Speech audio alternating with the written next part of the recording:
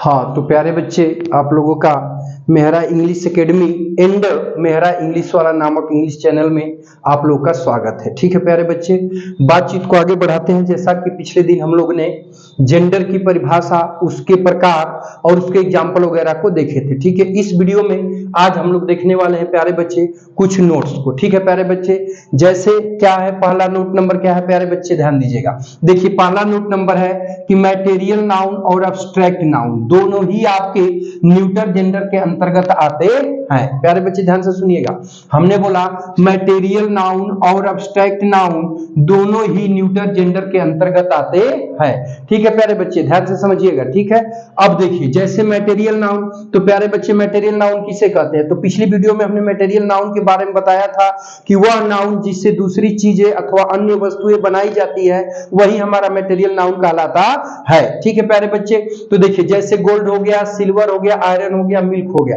अब ये ऐसे नाउन है प्यारे बच्चे कि इनसे क्रमशः दूसरी चीजें अथवा वस्तुएं बनाई जाती हैं, अतः अब ये कौन से नाउन कहलाएंगे? तो मैटेरियल नाउन कहलाएंगे। तो अब ये मैटेरियल नाउन है तो आपसे पूछ देगा कि ये बताइए कि ये कौन से जेंडर के अंतर्गत आएंगे? तो प्यारे बच्चे ये सभी आपके न्यूटर जेंडर के अंतर्गत आएंगे। ठीक है प्यारे बच्चे, ऐसे ही बाबू अब्स्ट्रैक्ट नाउन। ठीक है, तो अब अब्स्ट्रैक्ट नाउन किसे कहते हैं, ध्यान से समझिएगा। ठीक है, तो देखिए अब्स्ट्रैक्ट नाउन का मतलब होता है कि वह नाउन जिसका कोई रंग रूप आकार अथवा स्वाद नहीं होता है, अर्थात जिसको न तो हम देख सकते हैं, न छू सकते हैं, न सूंघ सकते हैं, केवल उसके बारे में सोच सकते हैं अथवा महसूस कर सकते हैं, वही हमारा प्यारा बच्चा क्या कहलाता है बाबू? तो अब्स्ट्रैक्ट नाउन कहलाता है। जैसे एयर माने हवा, गुडनेस माने भलाई, ऑनेस्टी माने ईमानदारी, हाइट माने ऊंचाई, लव माने प्यार या प्रेम। ठीक है प्यारे बच्चे, तो कहने का तात्पर्य है फाइनल का, इधर देखो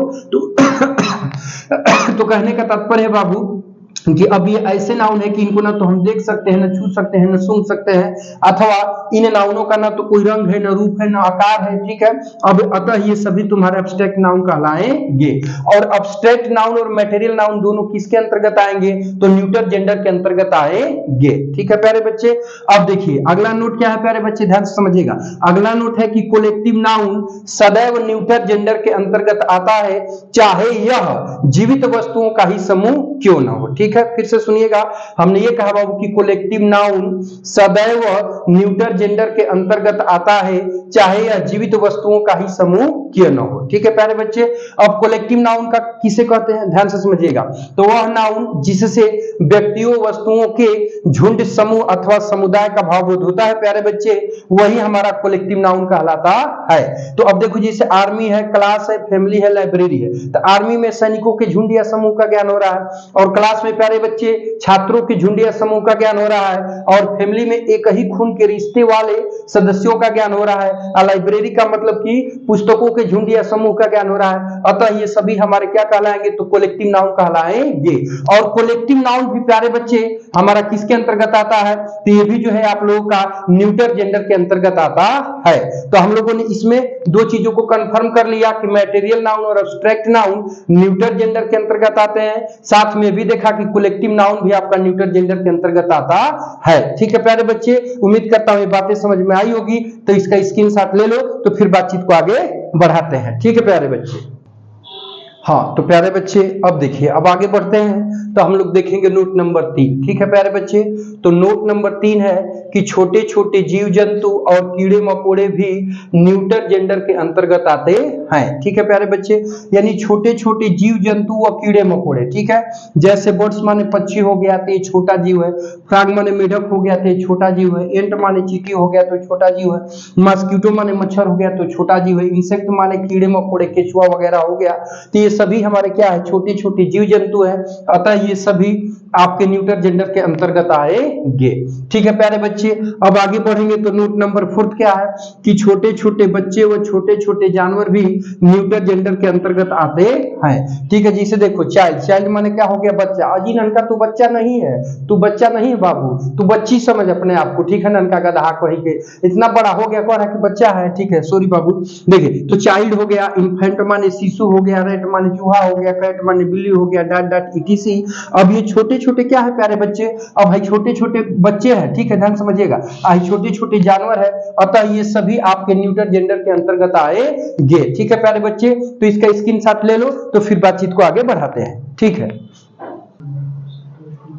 हाँ तो प्यारे बच्चे अब ध्यान दीजिएगा, आगे बढ़ते हैं तो मिलेगा नोट नंबर 5। ठीक है प्यारे बच्चे, तो नोट नंबर 5 में ध्यान दीजिएगा, कह रहा है कि शक्ति, महानता, विशालता व पराक्रम को दर्शाने वाली वस्तुएं मैस्कुलिन जेंडर के अंतर्गत आती हैं। ठीक है, और आगे बोल रहा है कि इनके लिए अंग्रेजी में प्रोनाउन ही और हिज का प्रयोग करते हैं। ठीक है, यानी कहने का मतलब है कि वे वस्तुएं जो शक्ति, महानता, विशालता अथवा पराक्रम को दर्शाती है, ये सभी वस्तुएं मैस्कुलिन जेंडर के अंतर्गत आती हैं। और इनके लिए प्रोनाउन लगाने की बात की जाए तो अंग्रेजी में इनके लिए प्रोनाउन ही और हिज का प्रयोग करते हैं। ठीक है, ध्यान से समझिएगा। जैसे देखो प्यारे बच्चे, सन माने सूरज हो गया तो ये शक्ति का द्योतक है। जून बाबू महानता को दर्शा रहा है। ठीक है, समर माने गर्मी, ये भी प्यारे बच्चे विशालता को दर्शा रहा है। टाइम महानता को दर्शा रहा है, उसी महानता को दर्शाएगा। वार जो है पराक्रम को दर्शाता है। तो अब ये सभी किस प्यारे बच्चे जेंडर के अंतर्गत आएंगे? तो ये सभी मैस्कुलिन जेंडर के अंतर्गत आएंगे। अब देखो प्यारे बच्चे, यहां से प्रश्न बना दिया है। प्रश्न कैसे बनाया है, ध्यान से समझिएगा। द सन इज शाइनिंग, सूर्य चमक रहा है, विद खाली स्थान फुल ग्लोरी, अपने पूरे यश के साथ। तो प्यारे बच्चे अब यहाँ अपने के अंग्रेजी हिज हर लगानी है। तो बताओ कि है कौन जेंडर है? सन। तो अब यहाँ पे मैस्कुलिन जेंडर है। अब प्यारे बच्चे जब भाई मैस्कुलिन जेंडर हो गया तो मैस्कुलिन जेंडर के लिए नाउन क्या लगाते हैं? ही, और उसका पोसेसिव एडजेक्टिव क्या होता है? हिज होता है। तो अब यहाँ से इसके साथ पोसेसिव एडजेक्टिव हिज का प्रयोग यहाँ किया जाएगा। ठीक है प्यारे बच्चे, चलो इसको कवर कर लो तो फिर आगे बढ़ते हैं। ठीक है, हाँ तो प्यारे बच्चे ध्यान दीजिएगा, अब हम लोग आगे बढ़ते हैं। और प्यारे बच्चे अब देखते हैं जो है कि नोट नंबर 6। तो प्यारे बच्चे नोट नंबर 6 क्या होता है, ध्यान से समझिएगा। तो होता है कि सुंदरता, नम्रता, कोमलता ईटीसी दर्शाने, प्यारे बच्चे ईटीसी दर्शाने वाली वस्तुएं फेमिनाइन जेंडर के अंतर्गत आती हैं। ठीक है, और बात करोगे अंग्रेजी की तो अंग्रेजी में इनके लिए प्रोनाउन सी और हर का प्रयोग किया जाता है। ठीक है, तो अब देखो प्यारे बच्चे, हाई अर्थ हो गया तो पृथ्वी किसका घोतक है? सुंदरता का। स्प्रिंग माने बसंत, सुंदरता का है। ठीक है, होप माने आशा, तो प्यारे बच्चे नम्रता को दिखाएगा। वर्चू माने गुड, नम्रता को दिखाएगा। जस्टिस माने न्याय, नम्रता को दिखाएगा। मर्सी माने दया, कोमलता को दर्शाएगा। पीस माने शांति, फेम माने यश, लिबर्टी माने स्वतंत्रता, मून माने चंद्रमा। तो अब ये ऐसी वस्तुएं हैं प्यारे बच्चे कि क्रमशः ही जो है कि सुंदरता, नम्रता, कोमलता को दर्शा रही हैं। अतः ये सभी जो है कि फेमिनाइन जेंडर के अंतर्गत आएंगी। किसके अंतर्गत आएंगी जी ननका? तो फेमिनाइन जेंडर के अंतर्गत आएंगी। ठीक है, अब कह रहा है कि अंग्रेजी में इनके लिए प्रोनाउन सी और हर का प्रयोग किया जाता है। ठीक है, जैसे समझो प्यारे बच्चे, देखिए अब जैसे एग्जांपल दिया है कि द मून हैज हाइडेड। ठीक है, मतलब चंद्रमा ने अपना चेहरा छिपा लिया है, छिपा ली है, और फेस बिहाइंड द हिल। ठीक है, अब इसमें ही आप लिखर में से भरना है। तो प्यारे बच्चे मून कौन जेंडर है बताओ? तो फेमिनाइन जेंडर है। जब ये फेमिनाइन जेंडर है तो अब फेमिनाइन जेंडर का प्रोनाउन कौन है? हिज है कि हर है? तो प्यारे बच्चे हर है। तो अब यहां से इसमें हर भर दिया जाएगा। क्या भरा जाएगा? तो हर भर दिया जाएगा। बातचीत समझ में आ रही है? ठीक है प्यारे बच्चे, इसका स्क्रीनशॉट ले लो तो फिर आगे बढ़ते हैं। ठीक है, हाँ तो प्यारे बच्चे ध्यान दीजिएगा, अब आगे बढ़ते हैं। तो अब है नोट नंबर 7। ठीक है प्यारे बच्चे, नोट नंबर 7 क्या है, ध्यान दीजिएगा। देखिए तो नोट नंबर 7 में बोल रहा है कि शिप यानी जहाज। ठीक है प्यारे बच्चे, कंट्री यानी देशों के नाम, और रेलवे ट्रेन मतलब कि ट्रेनों के नाम, ये सभी हमारे फेमिनाइन जेंडर के अंतर्गत आते हैं। यानी कहीं पर बाबू शिप जहाज का नाम दे दे, बात को समझिएगा, कंट्री यानी किसी देश का नाम दे दे, अथवा कहीं पर रेलवे ट्रेन यानी ट्रेन समझ रहे हैं ना, रेलगाड़ी का नाम दे दे, तो ये सभी आपके फेमिनाइन जेंडर के अंतर्गत आते हैं। ठीक है, अब देखिए तो जब ये फेमिनाइन जेंडर के अंतर्गत आते हैं प्यारे बच्चे, तो इनके लिए प्रोनाउन लगाने की बात की जाएगी तो क्या लगाएंगे? सी और पोसेसिव एडजेक्टिव हर का प्रयोग इनके लिए किया जाएगा।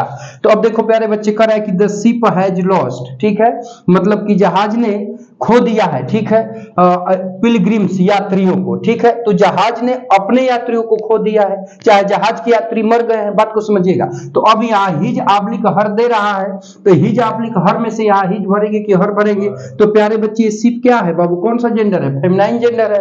और जब फेमिनाइन जेंडर है तो फेमिनाइन जेंडर के नाउन के लिए प्रोनाउन क्या लगाते हैं? सी, और सी के साथ अपने की अंग्रेजी क्या होती है? हर। तो प्यारे बच्चे इसमें से हर को भर दिया जाएगा। तो अब यहाँ पे क्या फिलअप करेंगे? तो हर करेंगे। ठीक है, अब देखिए कह रहा है कि इंडिया कैन बोस्ट ऑफ खाली स्थान पास्ट। ठीक है, भारत को अपने जो है अतीत पर भारत अपने अतीत पर गर्व कर सकता है। ठीक है, तो हे बाबू इधर समझो तो हाई भारत क्या है प्यारे बच्चे, किसी देश का नाम है। और देशों के नाम भी किसके अंतर्गत आते हैं, तो फेमिनाइन जेंडर के अंतर्गत आते हैं। तो फेमिनाइन, जब इंडिया फेमिनाइन जेंडर हो गया तो इसके लिए अपने की अंग्रेजी यानी पोसेसिव एडजेक्टिव हम किसका प्रयोग करेंगे, हर का। तो अब प्यारे बच्चे यहाँ पे क्या भर दिया जाएगा, तो हर भर दिया जाएगा। ठीक है, ध्यान दीजिएगा। अब देखिए आगे है प्यारे बच्चे की the Janata express is running. ठीक है, जनता एक्सप्रेस चल रही है विद खाली स्थान फुल स्पीड, मतलब अपनी पूरी गति के साथ। ठीक है, तो कहने का मतलब है कि हाई जनता एक्सप्रेस बाबू का है, ट्रेन का नाम है। और जब भी ट्रेन का नाम है तो कौन जेंडर में आएगा, तो फेमिनाइन जेंडर में आएगा। अब फेमिनाइन जेंडर के अंतर्गत आ गया तो इसके लिए प्रोनाउन किसका प्रयोग करेंगे, सी का। परंतु यहाँ पोसेसिव एडजेक्टिव भरवाना चाहता है तो सी के साथ पोसेसिव एडजेक्टिव यानी अपने की अंग्रेजी क्या लगती है, हर। तो प्यारे बच्चे अब यहाँ पर हर उठाकर भर दिया जाएगा। तो अब यहाँ पे क्या हो जाएगा प्यारे बच्चे, तो हर हो जाएगा। ठीक है, बातचीत समझ में आई, तो इसका स्क्रीनशॉट ले लो तो आगे बढ़ते हैं। ठीक है प्यारे बच्चे, देखो ले लिए प्यारे बच्चे, चलो आगे बढ़ते हैं। देखो एक चीज और है, ध्यान से समझिएगा प्यारे बच्चे, एक वर्ड है जिसको अक्सर आप लोग गलती करते हो। जिस वर्ड ये है प्यारे बच्चे कि जो फाक्स वर्ड होता है, ध्यान से समझिएगा, जो फाक्स वर्ड होता है ना, जिसकी हिंदी क्या होती है, लोमड़ी। ठीक है प्यारे बच्चे, तो जो लोमड़ी वर्ड होता है ना, तो प्यारे बच्चे ये मैस्कुलिन जेंडर के अंतर्गत आता है। ध्यान से समझिएगा, ये आपका मैस्कुलिन जेंडर के अंतर्गत आता है। ठीक है, तो अब इसका फेमिनाइन जेंडर क्या होता है प्यारे बच्चे, तो इसका फेमिनाइन जेंडर जो है कि विक्सेन होता है। इस चीज को याद रखिएगा, इसका फेमिनाइन क्या होता है, तो प्यारे बच्चे विक्सेन होता है। बात समझ में आ रही है, तो इसको याद रखिएगा कि जो आपका क्या होता है भाई, तो फाक्स होता है जिसकी हिंदी लोमड़ी होती है, ये मैस्कुलिन जेंडर के अंतर्गत आता है, इसका फेमिनाइन विक्सेन होता है। ठीक है प्यारे बच्चे, तो इस वीडियो में बस यही तक। अब हम लोग मिलेंगे नेक्स्ट वीडियो में। और प्यारे बच्चे वीडियो इंफॉर्मेटिव लग रहा हो, आप लोग को बढ़िया लग रहा हो मेरे दोस्त, मेरे प्यारे बच्चों, तो एक लाइक जरूर ठोकना और सब्सक्राइब करना इसको ना भूलना, और अपने दोस्तों मित्रों के यहाँ शेयर करते रहना। और वीडियो को प्यारे बच्चे शुरू से अंत तक देखो, पूरा देखो, बीच में बहुत अच्छी अच्छी बातें मैं बोल जाता हूं, उसको आप लोग देखते नहीं हो, तुरंत कमेंट कर देते हो कि सर ये चीज है, ऐसे है। तो वीडियो को पूरा देखिए, उसके बाद फिर जैसा आपको लगे तो फिर कमेंट करके हमें बताइए कि वीडियो कैसा लग रहा है। तब तक के लिए टेक केयर, बाय बाय।